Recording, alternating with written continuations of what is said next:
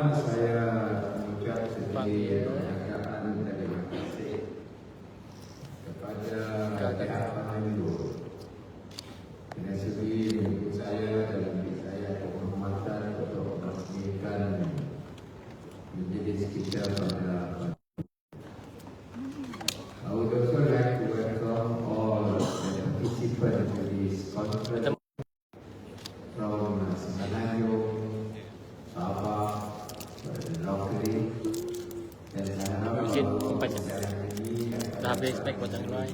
Ikut baru dalam kita menguruskan fungsi media dan juga untuk kita memberikan input kepada masyarakat dalam proses pembangunan yang sedang berlaku bukan saja di Sarawak, Indonesia, tetapi juga apa yang berlaku secara luar negeri. Saya ucapkannya kepada pihak Pemangku yang dapat menunjukkan konten. Ini adalah konten ketiga di mana institusi kuliah hormat atau berhormat. Kerajaan Sarawak memang memberikan ada tuju dan membantu para media supaya you are among the best media in the world. Because there's a lot of education to be given, but I can tell you that as long as our economy is good, we will share that with you, media. Jadi saya rasa bahawa orang media lebih mengetahui apa yang berlaku dan apa yang sedang kita bangunkan dari segi ekonomi dan juga pembangunan masyarakat di Sarawak. Because you are important. Maybe today is not necessary for me to repeat our PCS 2030. What are our economic push and what are the government is going to do to develop Sarawak as it is. But I am expected to remain standard on the analogy of father itself. Anak dapat 6A, 2B, tapi intannya ialah dengan 2B. Dan analogi ini, kalau anaknya seorang, if you have only one child, it is easy for the father. The father can say, why not you concentrate on this weak subject and try to improve. If you are able to do that, I will give you something. If you have one child, assuming the father has 3 children, what is he going to do? Because there is a question of equitable treatment. You have to treat your first child. You have to treat your second child. You have to treat your third child equitably. Then, when you have the issue of equitable, it is subject to one's interpretation. The first child say, "Our this is not equal to my brother." Then the second brother says, "Why should be given to you more than I?" And the question of equitable treatment is a function of the heart, and it is very subjective. One can be the other can have to accept, and that is essential where wisdom has come. Father must have the wisdom how to treat the three children. And it is not easy to do that. unless, of course, it is from your heart. How you want to treat equitably your three children. So in this particular issue, I would like to share with you the concept of freedom and absolute freedom and ethics. One school of thought say based on human rights, there must be complete freedom given to us. Another school of thought says you can be freedom, but within certain limitation. One cannot be too free. One must be guided. And then the third, of course, the concept of ethics. Whether you are bound by certain convention and human ethics. This is where the media has to touch the issue of complete absolute freedom. Then against limited freedom and also within the framework of certain ethical consideration. That's why the theme is appropriate, the trust. The trust means how you can trust people. And then relationship that between the mother and the children, between your constituencies, in terms of your coverage, as well as your objective of when you write certain column views in the newspapers or in the social media. And this is a sort of evolution based on technology. You know, there's one time in the United States the Secretary of Commerce, they wanted to use facial recognition through a technology, of course, algorithm and so on, to get the picture of the person and exactly the image of that particular person. And it was decided to what they call National Institute of Standard and Technology in the US. They want to introduce facial recognition. Some accept it, some say no, because you breach freedom of identity. But in the technological advancement, perhaps through NASA and through security, they need that facial recognition in order to protect security of data. But the regular public say they are breaching my privacy. That is privacy, another privacy. So in other words, there is only sort of conflict between the two. So you have to decide. But today, throughout the world, they have this technology of facial recognition. In the airport, when you go through the immigration, you just, the machine scans your face, you go. There is no manual check. But then, your scan photograph is distributed to all the departments that safeguard the security of the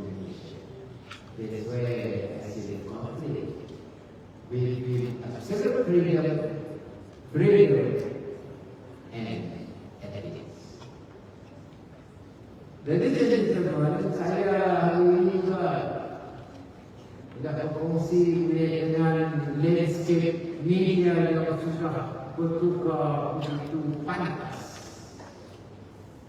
You know, your Instagram, your chit chat, your Facebook, it's all controlled by the data center. And where is the data center? And then people scan the information in the data center. Not only scanning the face, now they scan data. And those who are in command can get easily the direction of your calculation remotely. There is one book I'm sure you have read.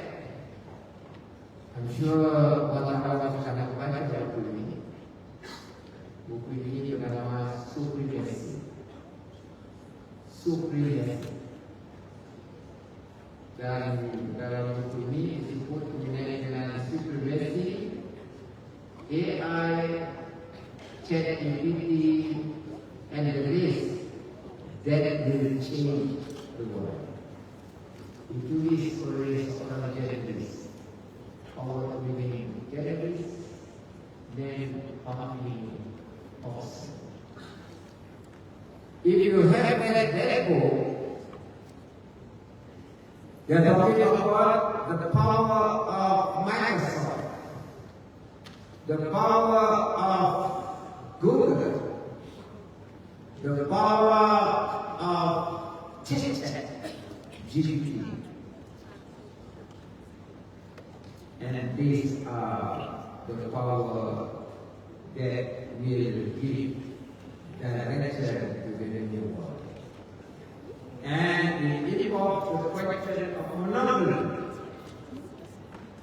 Whether you have the means to question the task by supreme social media.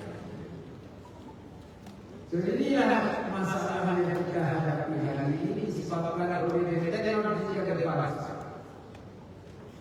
And we human beings have to use our own brain to differentiate what is right, what is wrong, because this technology has a new byproduct for deep fake.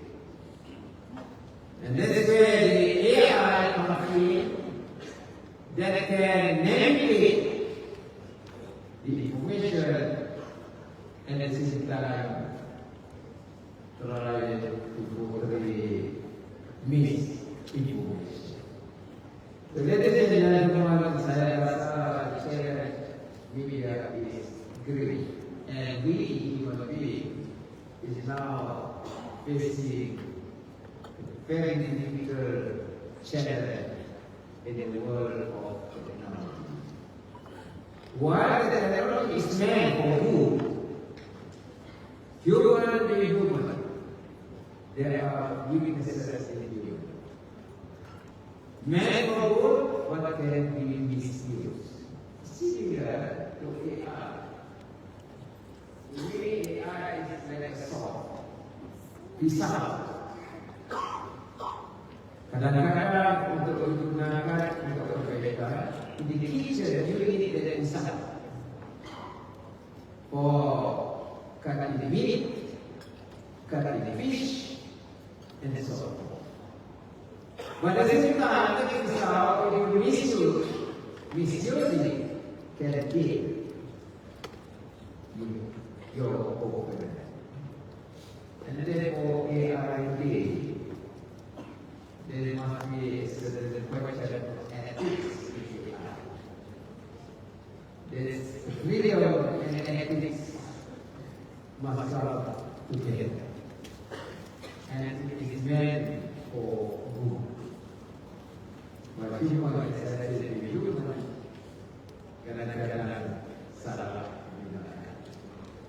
So ladies and gentlemen, in this present era, you will raise has to find solution to it. You know, when we have this kind of change, Sarawak want to contribute something to mitigate the issue of carbon. Sarawak want to find replacement to fossil fuel. Sarawak want to explore green technology, green fuel. And Sarawak contributes the greenest fuel in the form of hydrogen. There's a lot of definition of hydrogen among the poets. Ada yang kadang-kadang jangan keluar dari hydrogen ini. Very hazardous. You will not born in the Second World War when hydrogen bomb was used. But then, you know, hydrogen bomb, there are a chemical that is used with hydrogen. The other molecule is used with hydrogen. But in this case, hydrogen is a light gas. And I think hydrogen is safer than benzene because it is light. If something happens, the gas will be emitted. It is like that. You know, this is the sort of information you must have good, justified information in order for us to adjust to the new environment. This is just a case of technical or technology that hydrogen is the alternative to fossil fuel in Sarawak and Sabah.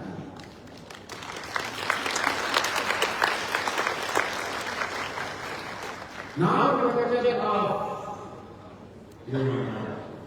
I'm talking about CCS was asked by one your colleague yesterday.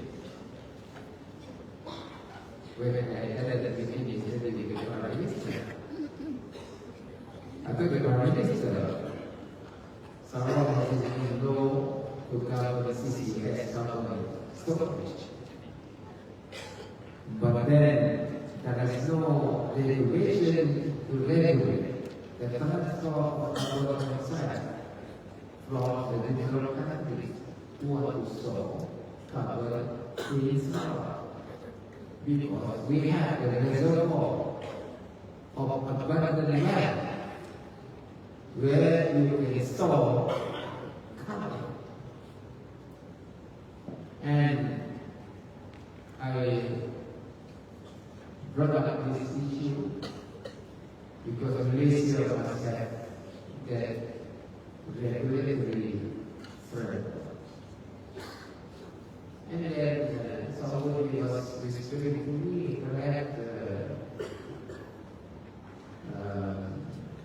this is something new, but Sarawak may not be able to do it.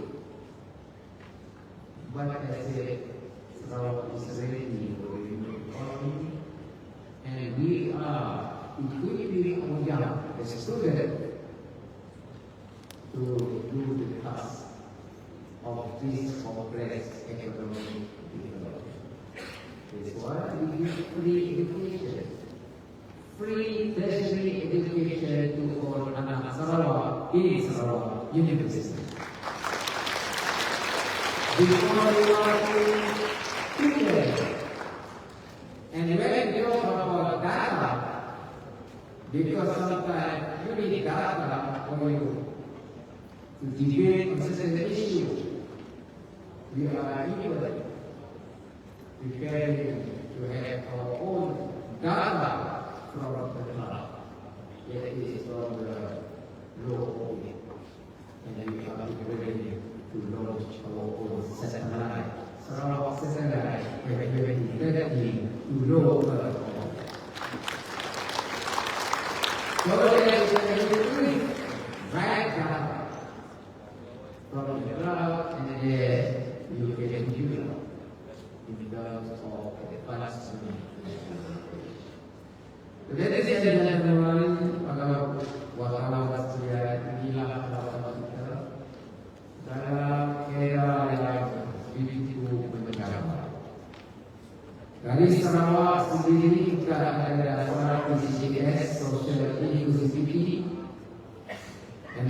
social inclusivity is based on equitable participation of all Sri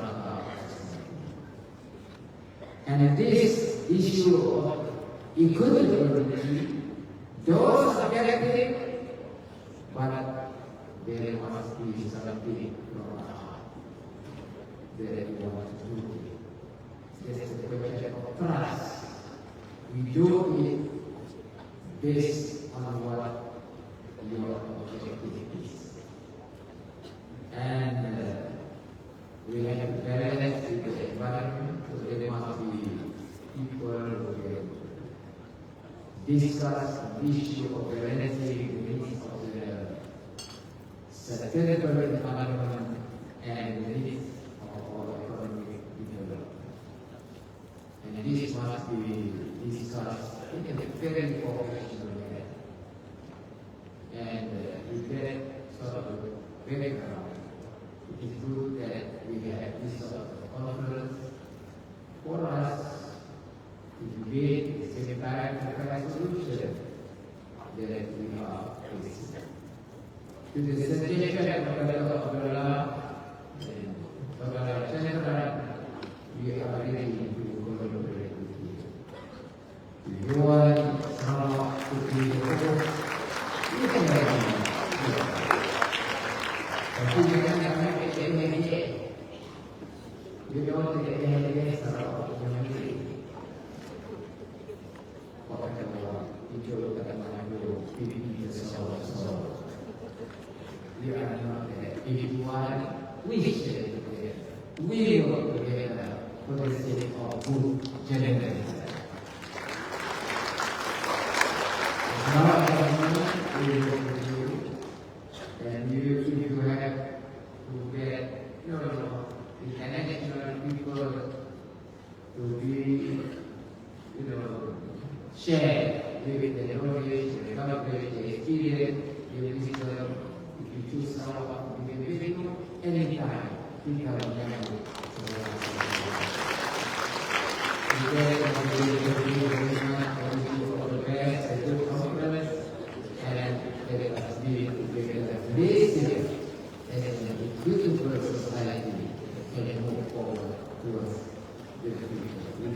Thank you very much.